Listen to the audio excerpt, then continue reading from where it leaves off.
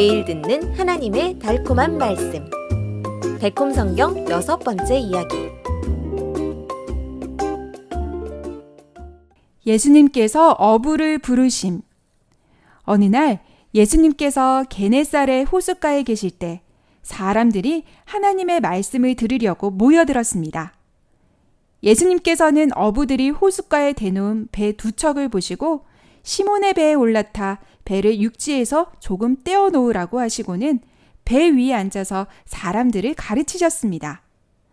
말씀을 마치신 후 예수님께서 시몬에게 말했습니다. 깊은 바다로 나가서 그물을 내리고 고기를 잡아라. 선생님, 저희가 밤새도록 아무것도 잡지 못했지만 선생님께서 그렇게 말씀하시니 그물을 내려 보겠습니다.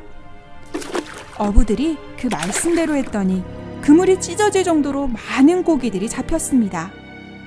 다른 배에 있는 동료들이 그들을 도와 2배에 고기를 가득 채우자 배가 가라앉을 지경이었습니다.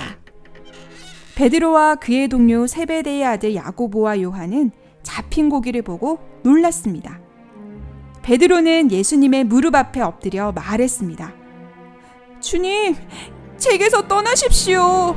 저는 죄인입니다. 두려워 말게. 이제부터 그대는 사람을 낚을 것이네.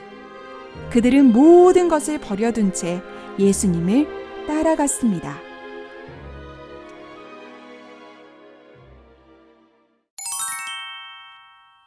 예수님의 사역.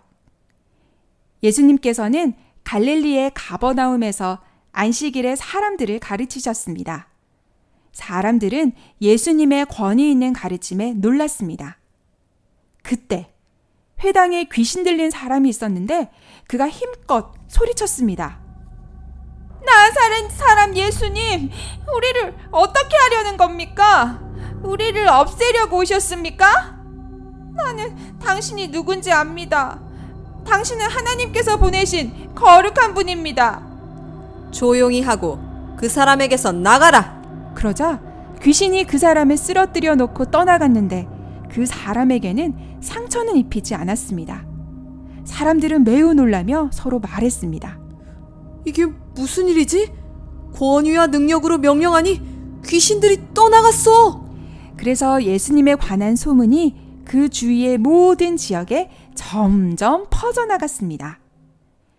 예수님께서 회당을 떠나 시몬 베드로의 집으로 들어가셨습니다.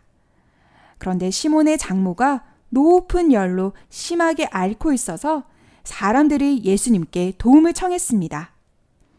예수님께서 장모를 보시고 열병을 꾸짖자 곧 열이 내렸고 장모는 곧 일어나서 예수님과 제자들을 시중들었습니다. 해질 무렵 사람들이 온갖 병자들을 데리고 오자 예수님께서는 그들에게 일일이 손을 얹어 고쳐주셨습니다.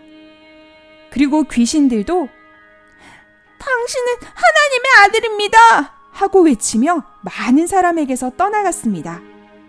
귀신들은 예수님이 그리스도라는 것을 알고 있었기 때문에 예수님은 그들을 꾸짖어 말하는 것을 허락하지 않으셨습니다. 날이 밝자 예수님께서는 조용한 곳으로 가셨지만 사람들이 결국 예수님을 찾아내어 몰려왔습니다. 사람들은 예수님을 떠나지 못하게 하려 하자 예수님께서 말씀하셨습니다. 나는 다른 마을에서도 하나님 나라를 전해야 합니다. 그것이 내 일입니다. 그런 뒤 예수님께서는 유대의 여러 회당에서 말씀을 전하셨습니다. 산상수훈. 어느 날 예수님께서 사람들이 모여드는 것을 보시고 산에 올라가 앉으시자 예수님의 제자들도 예수님 주변에 모였습니다. 그래서 예수님께서 가르치기 시작하셨습니다. 가난한 여러분은 정말 행복합니다. 하늘나라가 여러분의 것이니까요. 지금 우는 여러분은 정말 행복합니다. 하나님께서 위로해 주실 것이니까요. 아무것도 바라지 않는 사람들은 정말 행복합니다. 모든 땅을 가지게 될 것이니까요. 선한 일에 열심인 사람들은 행복합니다. 만족할 만큼 얻게 될 것이니까요. 자비로운 사람들은 행복합니다. 하나님께서 그들을 자비롭게 대하실 것이니까요. 마음이 깨끗한 사람들은 행복합니다. 하나님을 만날 것이니까요. 평화롭게 하는 사람들은 행복합니다. 하나님의 아들이라고 불릴 것이니까요. 선한 일을 한다고 괴롭힘 받는 사람들은 행복합니다. 하늘나라가 그들의 것이니까요. 나 때문에 여러분을 비난하고 괴롭히고 온갖 나쁜 말을 할 때 기뻐하고 즐거워하십시오. 하늘에서 여러분이 받을 상이 아주 큽니다. 예전의 예언자들도 똑같이 박해당했습니다. 여러분은 이 땅의 소금입니다. 만약 소금이 짠맛을 잃어버리면 어떻게 다시 짜게 만들겠습니까? 바깥에 버려져서 사람들이 짓밟게 될 것입니다. 여러분은 세상의 빛입니다. 사람들은 등잔을 켜서 그릇으로 덮어두지 않고 등잔대 위에 두어 집안 모든 사람에게 비춥니다. 이렇게 여러분의 빛을 사람들에게 비추어 여러분의 착한 행동을 보고 하나님을 찬양하게 하십시오.